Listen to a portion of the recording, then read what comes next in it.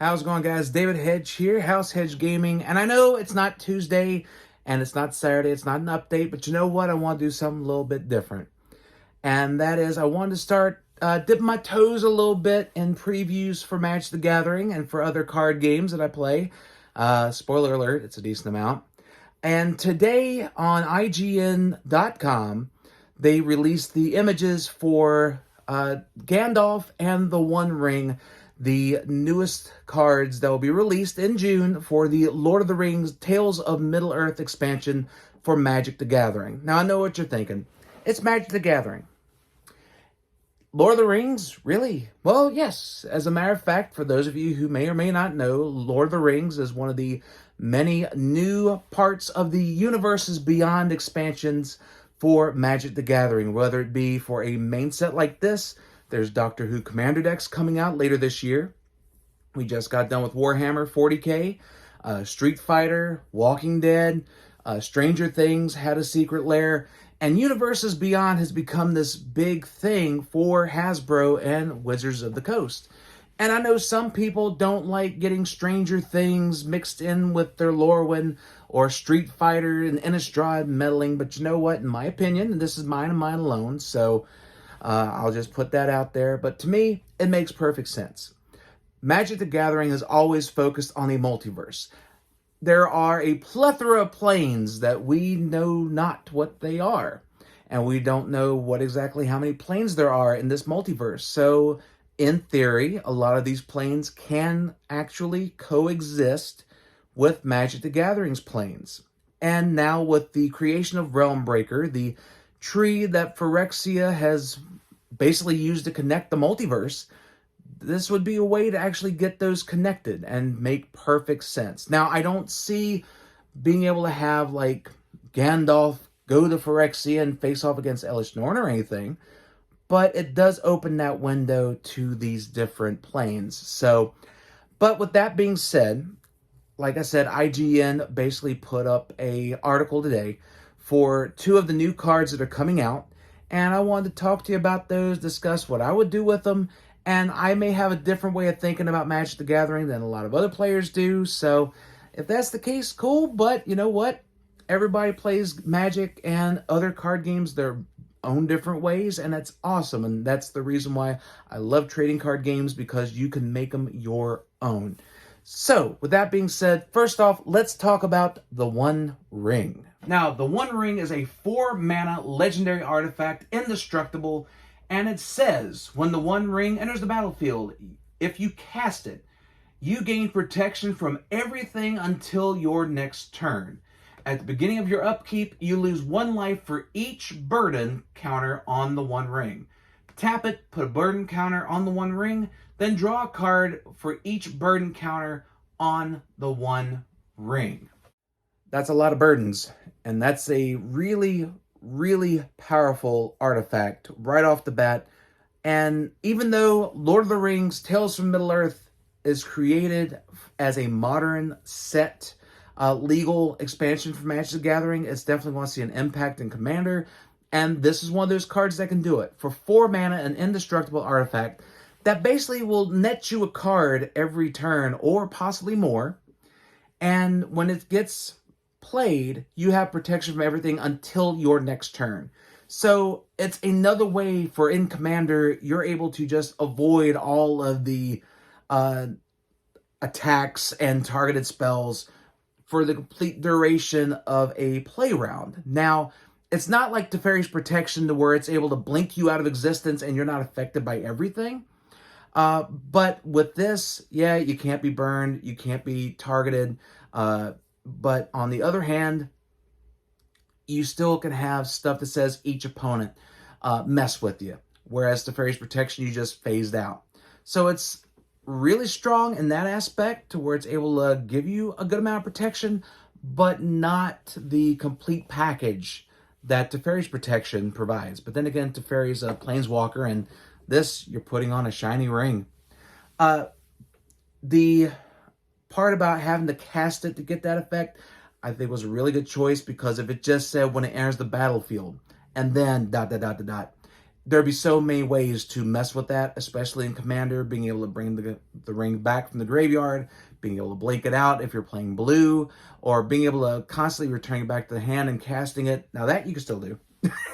But blinking it out and have it just re-enter the battlefield without casting it, that would have been a problem. So Wizards putting that little tagline on casting it is definitely a good thing, to be honest. Now, the second part, tapping it to add a burden to draw a card. But at the beginning of your upkeep, you lose 1 life for each burden on the 1 ring. Now, that's where you can get a little bit fun with it. That's where blinking can come into effect. That's also where proliferate comes into effect. So, for example, you put 1 on the 1 ring to draw a card. Beginning of your upkeep, you lose 1 life. But then you start doing some proliferate. I mean, we just had a set that had a lot of different proliferate stuff in it and everything, and beneficial for stuff that you use it on. So for me, this would go perfect in my Azuri Stalker of the Spheres EDH deck. It's mainly a proliferate deck with Planeswalkers, but I think the Planeswalkers can use a shiny ring.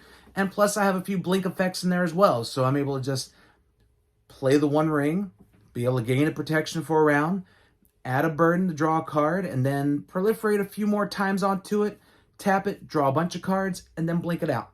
And then have it come back and start all over. And that's perfectly fine. Being able to draw 3, 4, 5 cards in 1 shot, and then be able to just blink it out and then not have to take the damage for it, seems pretty good to me.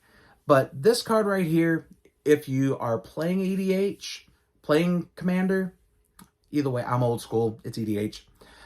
This would be a card that can fit into a lot of different deck strategies. Now, it may not be for aggro, but if you're playing some sort of control, like if you play with like Narset or Doretti is a great one that you can put this in.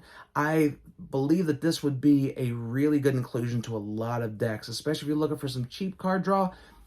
If all else, it's a Phyrexian Arena that just gets a little bit more costly each and every time, which is very thematic with the 1 ring because it takes a toll every time you use the 1 ring. So drawing 1 card, losing a life, okay, that's a little bit of a sting, but it's okay. But then add a second burden to draw 2 cards, a third burden to draw 3 cards, but that life starts totaling up. And in regular play, like Standard or in Modern, Pioneer, life total starting at 20, it could take more of a heavy burden. But in Commander, this ring might be something pretty good that you want to try when this set comes out in June. Now, the second card that IGN previewed today is definitely a card that's near and dear to my heart because, like me, it's an old wizard. And I'm talking about Gandalf the Grey. Now, Gandalf the Grey, for a blue red and 3, he's a 3/4. That's a legendary creature, avatar wizard. That says, whenever you cast an instant or sorcery spell, choose 1 that hasn't been chosen. You may tap or untap a target permanent, have Gandalf the Grey deal 3 damage to each opponent, copy target instant or sorcery spell you control, you may choose new targets for that copy, or put Gandalf on top of the owner's library. Alright, we're just going to let this sink in for just a sec. That's pretty good for a wizard that's an avatar. Really good. All right, so in control decks for Modern, I can see this being a one of.